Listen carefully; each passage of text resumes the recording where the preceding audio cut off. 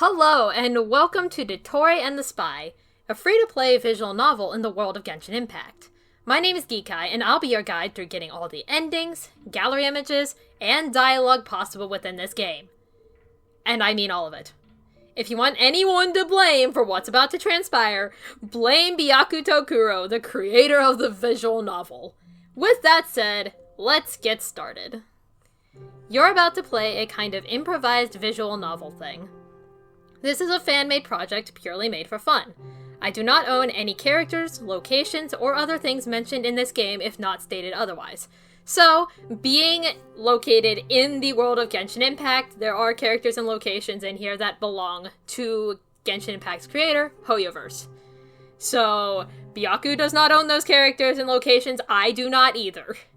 The rest of the characters and potential locations are created by Byaku. I do not own those either. The only things I own in this video are my voice. That's pretty much it. No profit will be made from this game, whether it be from the fact that, yes, as I said, this visual novel is free. Entirely free. I also will never make any money off of this video, because I have no plans to ever really monetize my videos to begin with.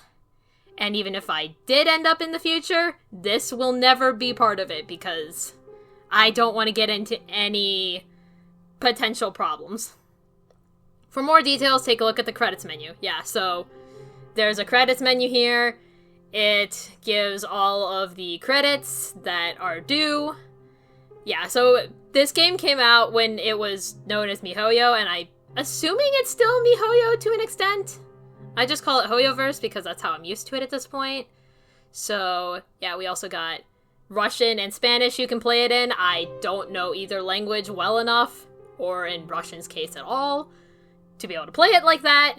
And then this is the credits for all of the music. So, the music is free, to use in videos and games and stuff like that.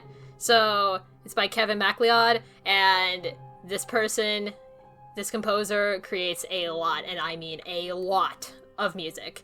And including the music that's already playing in the background, chances are you have heard something from this composer. Enough of my ramble, we're just gonna continue on. Warning, this game might contain spoilers. As far as I'm aware, the latest spoilers in Genshin Impact that would be a potential, hey, you're gonna get spoiled of something in this, is the Inazuma Archon quests. That quest line. Because I'm pretty sure this game came out before Sumeru released. I could be wrong on that, but that's what I think I'm remembering, because it's been a while. Oh, also, you're about to choose your name. Note, because I know about a certain kind of people who will play this, I decided not to add any restrictions to the player character's name. Live with the consequences of your own actions. I am not going to choose something insane or chaotic. I am going to go with, and bear with me, I am going to pronounce this wrong. I already know it. I cannot pronounce this right without absolutely destroying my throat with the guttural KH sound that comes from Arabic. So, this is Kyle. I need to press the enter, that would help. Pleased to meet you, Kyle. And don't forget to save, because we have a lot of saves. So this is the autosave, it'll put, when you have, a choice to make, it'll save that for these 6 slots, and then continuously get rid of the old ones to replace with new ones. And then, I don't remember what this does, but we have 9 pages of different saves that we could work with. I do not need all 54 of these saves. That would be a little ridiculous. Oh, one more thing. There are multiple endings. Yeah, so we're gonna go back in this menu. I'm so sorry. So there are 10 different endings that we have.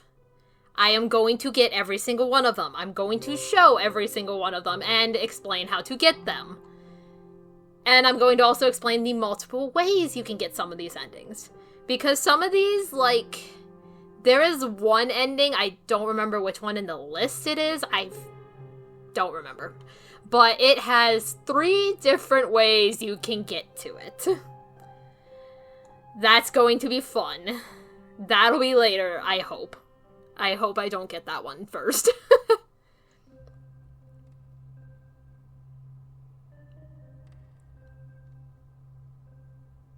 My name is Kayal. I am a student from the academia, Darshan Kasharawar, precisely. Due to certain events, Kayal will be expelled from the academia without further notice. I have been assigned a mission... wait. Offered a chance to return to the academia. In case I can complete a task to make up for my faults. That's what the sages said.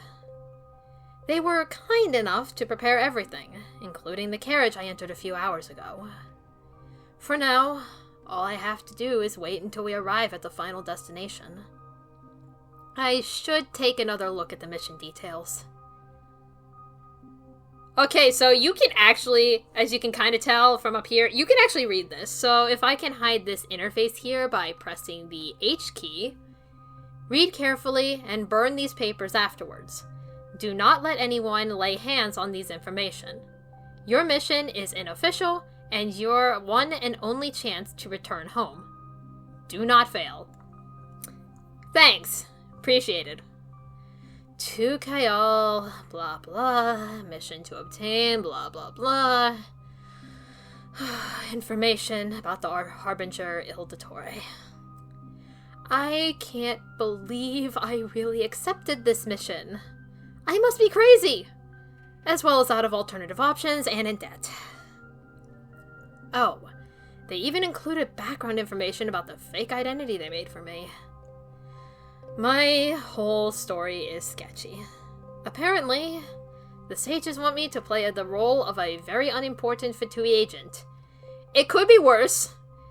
Being unimportant is a lot easier to fake things for than being someone higher up than that. Because that would really potentially get suspicious. And knowing Dottore, I do not want to mess that up so badly already from the way beginning. My rule states that I have been La Signora's subordinate, at least until her death. Yeah, there's your spoilers. La Signora dies in the Inazuma and Archeon quests. There it is. They faked some papers stating that I have been transferred to work under Dottore. They have almost no available information on him. Yet, there are rumors about him and his speculated attendance to a certain event. The sages want me to attend a ball? I didn't expect the Fatui to do anything like this. Anyway, there are more details. Oh, seems someone has prepared an accommodation in a town near the venue where the event will take place. Now I just need to wait until my carriage arrives. Suddenly, the driver at the front speaks up. We will arrive at our destination in some minutes. Please make sure to prepare for the cold weather outside. Just in time. You leave the carriage and find yourself in a deserted and snow-covered marketplace. The high, bare walls of the surrounding buildings and the empty streets make it seem like a ghost town. You can see lights flickering behind the windows of the surrounding buildings, which are covered in snow as well. An unpleasant silence lies over the plaza. Only the wind whistles pitilessly through the deserted streets. You nod your thanks to the driver, who returns your gesture and immediately sets off on his way out of the region of eternal winter.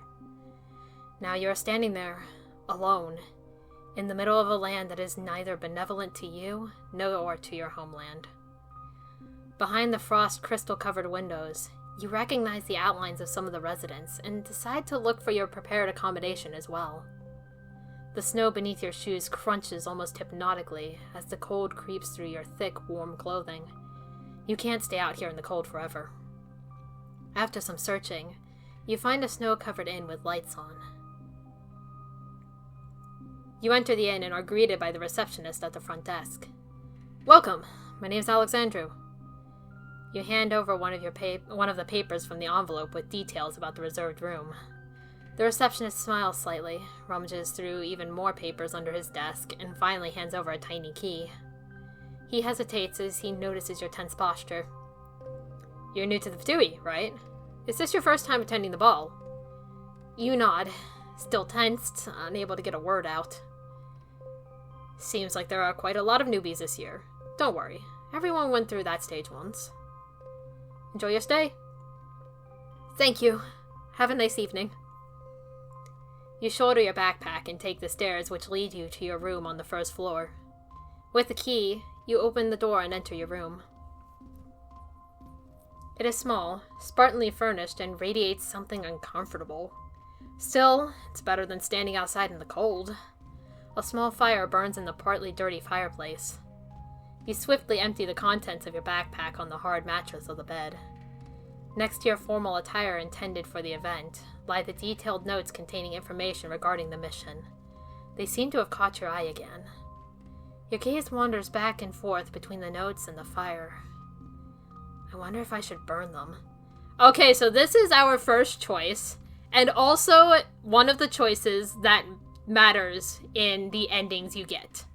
Now, I could sit here and choose what choices I want to make.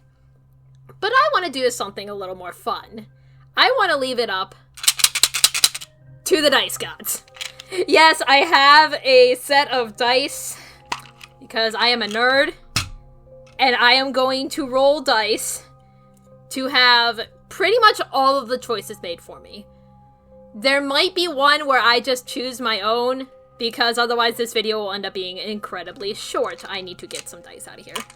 Alright, so I'm going to just pull out a 6-sided dice, a d6.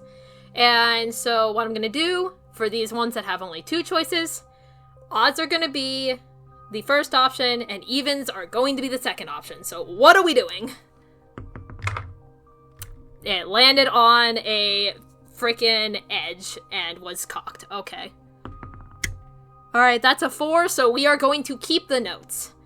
I do not believe this actually limits our ability to get any specific ending, but this choice makes it that we can get one of the endings. And one of the options for one of the endings that has multiple, that gets locked out to us.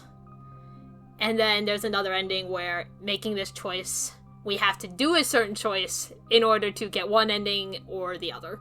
So we are going to keep the notes, despite them saying, hey, burn them, you dumb person. You fold up the pieces of paper and stuff them all the way down into your backpack. I may still need these. Since the ball will not take place until the following evening, you decide to go to bed. Sleep will do you good after the long journey. The next day. You wake up the next morning. After a quick glance out the window, you realize that it's still cold and the sky is still covered in thick gray clouds. You still have a lot of time on your hands. A bath. I need to take a bath to make a good impression this evening. And maybe I'll even get to meet some other Fatui members around here. Once again, you shoulder your bag and head down to the reception again. Good morning. Already up? You nod, but say nothing. You know he's with the Fatui, yet he seems so kind. How can I help you? Is there any place where I could take a shower or a bath? Of course. Down the street on the right is a public bathhouse. Just head inside. The entrance is free for all of us. Thank you for the advice. Tensely, you force a smile. Us. The Fatui. At least he seems to believe you're one of them. You make your way down the street. In contrast to the previous evening, several people are now out and about in the streets. Some of them wear typical Fatui clothes, while others wear only small badges or masks. From afar, you can spot the bathhouse. It is larger than many of the surrounding buildings, and has small decorative elements on the window and door frames. Despite the cold, the door is slightly ajar, so you venture inside. With every step you take, the icy cold subsides from you. Finally, you reach an area that serves as a changing room. The area is angled, with many corners and partitions to create a little privacy. At the edge of the room, you discover small compartments for baggage. You take off your clothes, stow them in a locker, and get a chance to eavesdrop on a conversation. Yes, exactly. I'm getting nervous only thinking about that. Don't worry, it'll be a great evening. Sure. Rumors say even the Harbingers will be present. Promised. Besides, I've already had the privilege of meeting the 11th Harbinger once. Child? Well, if I was a subordinate to him, I would definitely be as carefree as you are. Oh. You're nervous about the rumors that some of Dottore subordinates are inexplicably disappearing, aren't you? Yes. Don't be. Rumors are just rumors, not facts. The sound of their footsteps follows as the two head out of the changing room. Silence falls. The music being quiet during that is kind of funny. Okay, that timing's beautiful. By the Archons, I hope none of those rumors are true. I just want to go back to the academia and graduate, not to infiltrate the Fatui. Besides, I appreciate the chance I was given, but why, of all people, me? You try to get those ever-circling thoughts out of your head and leave the room to take a hot bath. You don't know how much time you spent in the bathhouse, but it was worth every minute. With a clear head and a clean body, you finally leave the bathhouse and return to the inn. Just as expected, the receptionist is still there. He never sleeps, I guess. He shoots you a calm smile as you walk past the front desk and take the stairs. Just as you fiddle the key from your coat's pocket, steps behind you attract your attention. Hello to Best Girl. I love her. She is amazing. Yes. Oh, hi! Is it at your room? Awesome, mine's right next to you. Seems like we're room neighbors. I'm Tarja. Nice to meet you, neighbor. You know, she's one of the Fatui. Yet, you somehow had imagined them differently. Kind of more distanced. I am sure you're as excited as me, right? I mean, only a few hours left! You're also attending the ball, huh? Why else would you travel here and stay at the inn? Usually this town is quite deserted. Only once a year, as the ball takes place, the town gets flooded by visitors. I met some nice people last year, but haven't seen them around here. At least not until now. Maybe we'll meet them later at the venue? Oh, by the way, what's your name? Kayal. Call me Kayal. Nice to meet you, Kayal. I'm sorry, but I need to go and get ready for the event. You surely don't want to do the same. Am I right? Am I right? I can words? I'm trying to speak, fast, because, she gives that kind of vibe, very energetic, upbeat girl, so, I'm trying to, speak relatively quickly, and then I'm just gonna trip over my words, and it's you know what? That feels right. Tarja continues to babble and giggle as she slowly, very slowly, approaches the door to her own room. See you later! She unlocks the door and enters her room. As the door closes, silence returns. Again with the timing of the music! Oh, God, anyways. Right. I should prepare for the ball.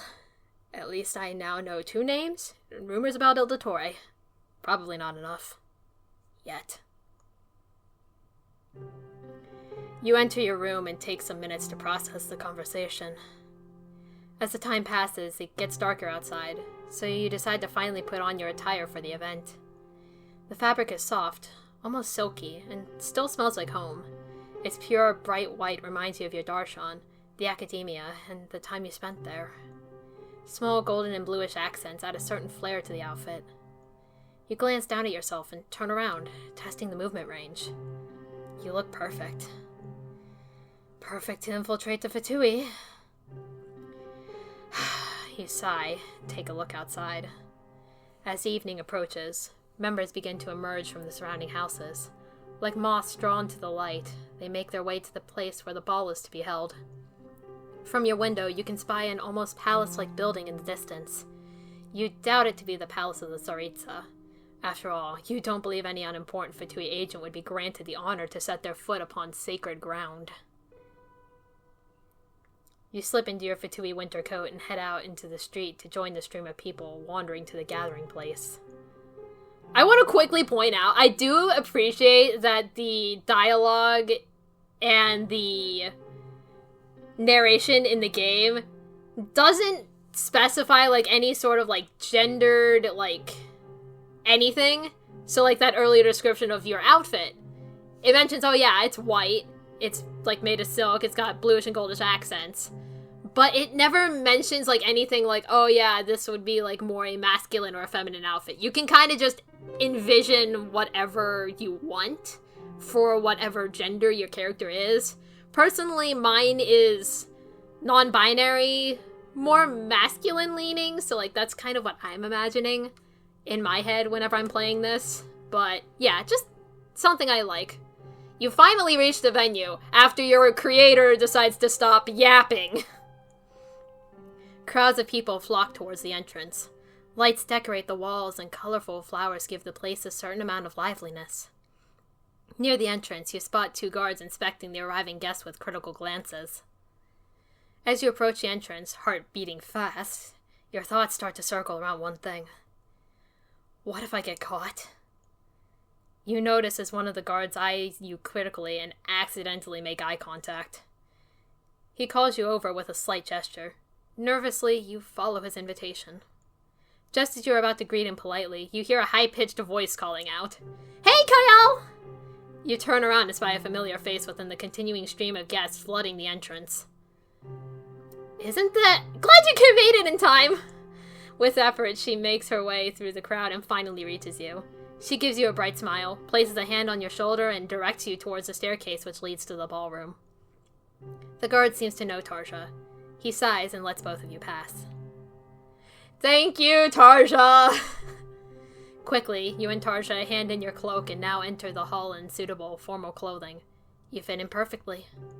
The air is quite warm and almost stuffy.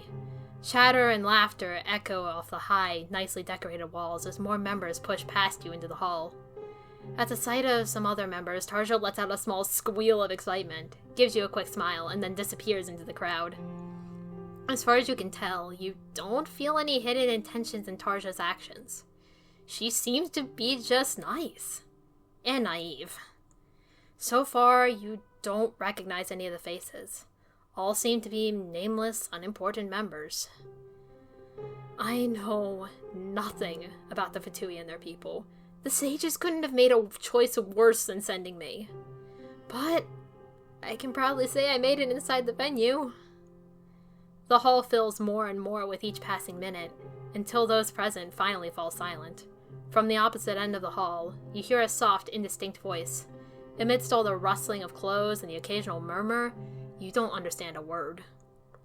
The opening speech finishes shortly after, and at once the members present fall into chatter again. Small groups form, opening several corridors through the hall. A sweet smell indicates a buffet nearby, while your gaze is fascinated by some couples dancing in the middle of the ballroom.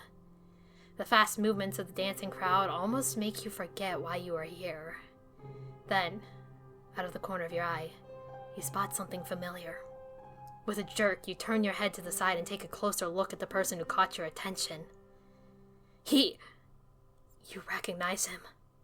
He is standing at the edge of the crowd, quietly observing the cheerful hustle and bustle. Dottore himself. Some months ago at the Academia's archive. This is interesting. Notes about the ruin guards, hidden in old boxes, stuffed in even older shelves? And who is Zandik? Oh yeah, right, I guess it does have Sumeru! Technically spoilers. Like, as of the time of me playing this, it's not confirmed, but it's practically more or less confirmed that Dottore's name before he joined the Fatui, he was Zandik. There's a lot of stuff that I'm not going to get into on that. I completely forgot about that line despite it being early on. Whoops. The sages told me about Dottore, about Zandik. I read his old notes, and judging by that, he knows a lot. Dottore seems to be searching for something, or someone. Your mission. You have a job to do. What now?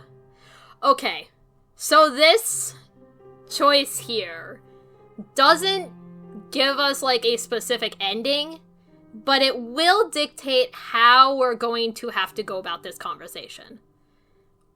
So, we're gonna roll this, and I will explain how the specific option we get goes, and then the next time I'll do the opposite one, just so I can explain that one as well. Alright, so we are going to start a conversation. This might be the one that actually makes it a little easier for me to get a certain way than another. Because this one, you'll be given, I'm pretty sure it's 3 choices in this conversation. And depending on how many quote-unquote good ones you get one outcome.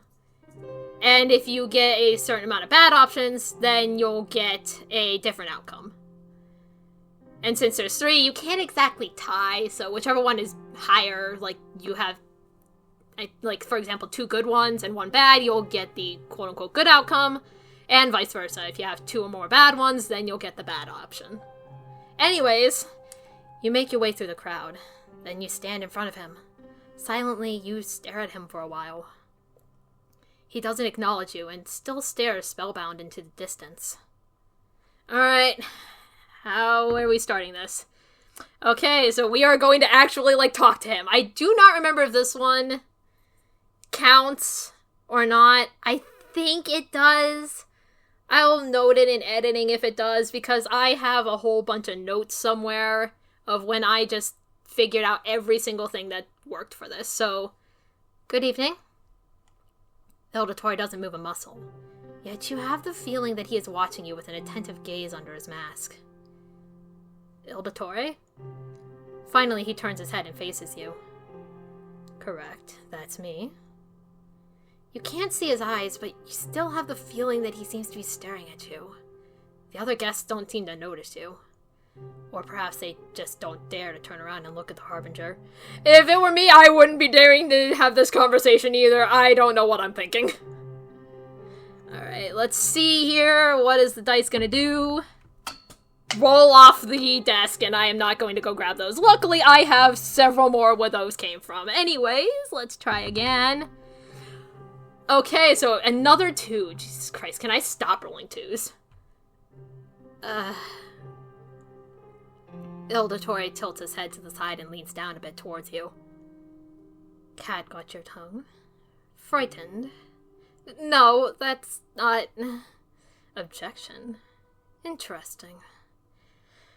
After Le Signor's passing, I was reassigned to serve under your command. Ah, of course. Dottore, is there anything to do for me? Huh. You seem to take your duties quite earnestly. However, tonight takes place in the spirit of...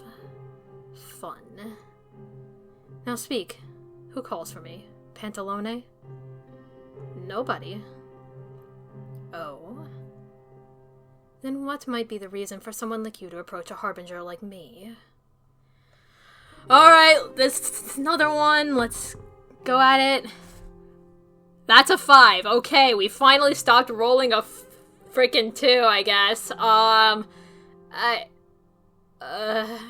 If that first one counted, either way, I am getting the bad option because the first one was at bare minimum, and this one is. So, even if there's a third one where I can do good, I'm getting the bad option. Anyways,